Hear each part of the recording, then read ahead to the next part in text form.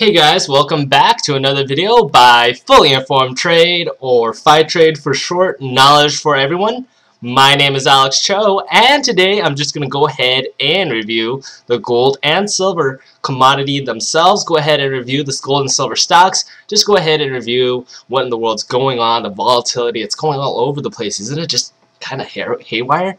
Anyway, let's go ahead and review these markets without any further delay. First of all, this is a chart of the dollar index. It is trending a little lower. I'm not anticipating this dollar index to go up anytime soon. Again, this all has to do with the Federal Reserve Chairman Ben Bernanke most likely will not change his plan.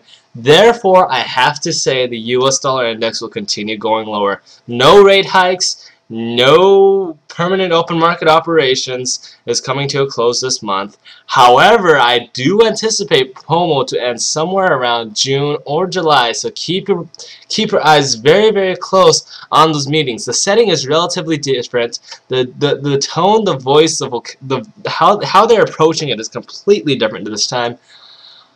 Again, investors are going to watch, and I mean watch, what Ben Bernanke says in this report and comb it for just about every single word there's inside of it. So again, be very careful. I do anticipate the dollar index to continue going lower though, regardless, and we're gonna find out on April the 27th, tomorrow's trading session. Alrighty, so again, or more like today's trading session. Moving on, let's go ahead and review the silver market. Silver market did go up to around $49.50. That is so beautiful. But again, I have to tell you guys, I did tell you guys that I wasn't anticipating the $50 on it, guys. The $50 didn't happen. In fact, look closely. 10 a.m. Boom. Silver just pulled back drastically. That was your moment to get rid of the stock itself completely if you had any silver ETFs. Why? Because I said institutions would sell before the 50. They wouldn't sell at 50 because nobody wants to be the one left holding the bag. So everybody took the opportunity when they saw it, they sold it, and they said, hey, I'm going to take my profits and leave. There you have it. Markets, and you know, people with the rest of the crowd with profits were like, hey, I'm at 49, we pulled back from 50 cents. A lot of people are saying that they're not going to hold it until 50.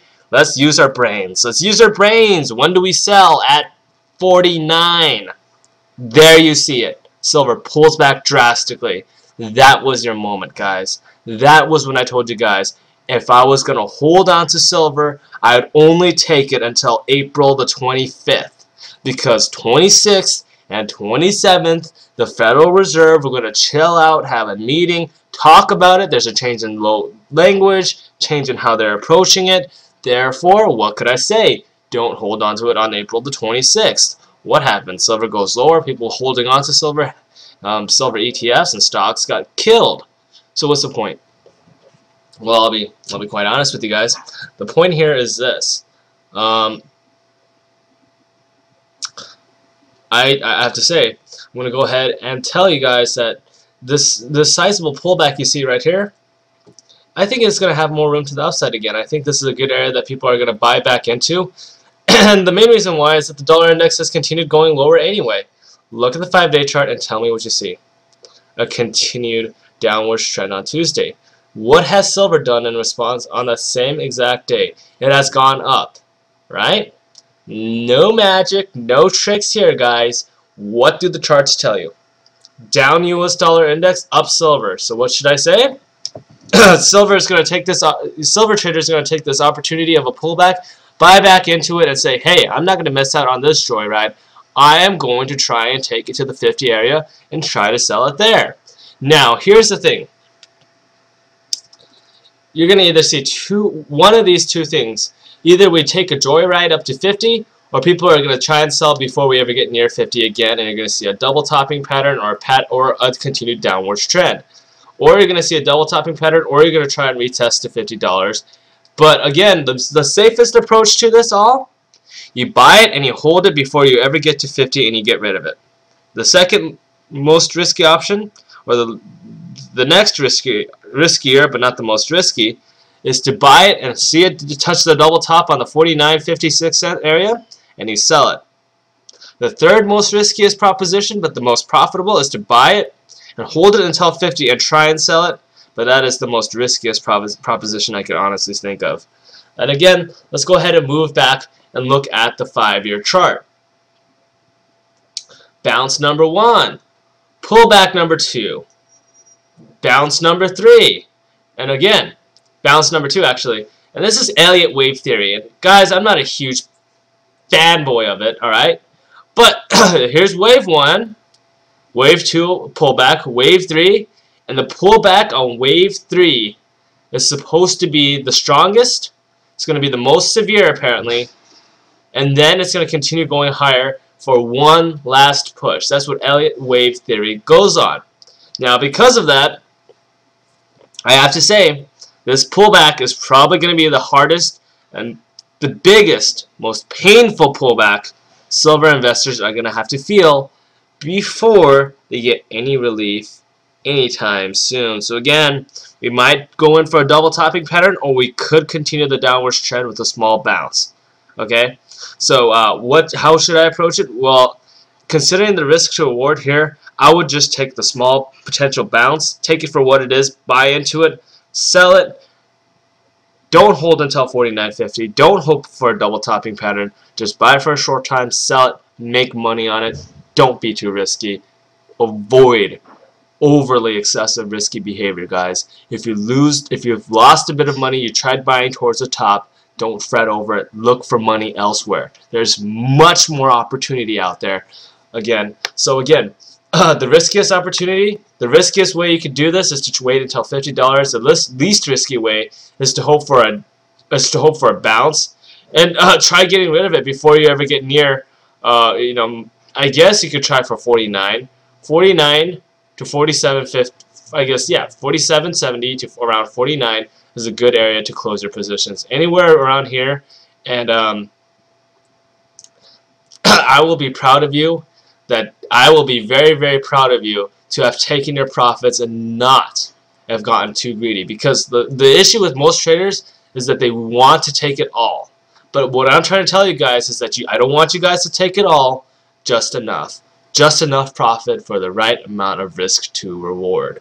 Moving on, the gold market has continued going higher, and gold and silver are very different commodities because gold consistently goes higher. Its pullbacks are relatively minor, and again, I have to say, I am still fairly bullish on gold, and if you see a sizable market pullback, you'll probably see silver pullback, and you'll probably see gold pullback, but gold will be a little more stable than silver. So again, long-term investors that want to hold on to a commodity for 10 to 20 years without all these, weird 10 to 15%, 20% corrections going all over the place, would much rather prefer a safer commodity, and the best alternative I could honestly think of is gold. Moving on, I want to go ahead and review Freeport-McMoRan. Freeport-McMoRan has had somewhat of a recovery, although that's probably because copper prices have gone back up. But again, I can't be too negative on it, but I can't be too positive on it either. I have to be neutral. I don't want to buy it. I don't want to short it. So again, that's just how I feel about Freeport-McMoRan. No trade. ProShares ultra silver, not ultra short, just ultra silver. I see a pretty strong day for it tomorrow. That could be a good area to start taking profits. The 50-day moving average, where it's at 335, could be one area to go for. Again, keep your cool, guys. If you see a trade, take it, but don't hold on to it for too long, because people could just buy into this. You could probably see a continued downtrend where you see it go like this, it goes down, you see it go back up a little bit, and then it continues going lower. It makes people hope, and I don't want you guys hoping. I hate it when I hope, and I don't want you guys hoping. Hoping is really bad when you're trading and you're on the wrong side of the trade. Never pray to God when trading, because it doesn't work. Alright?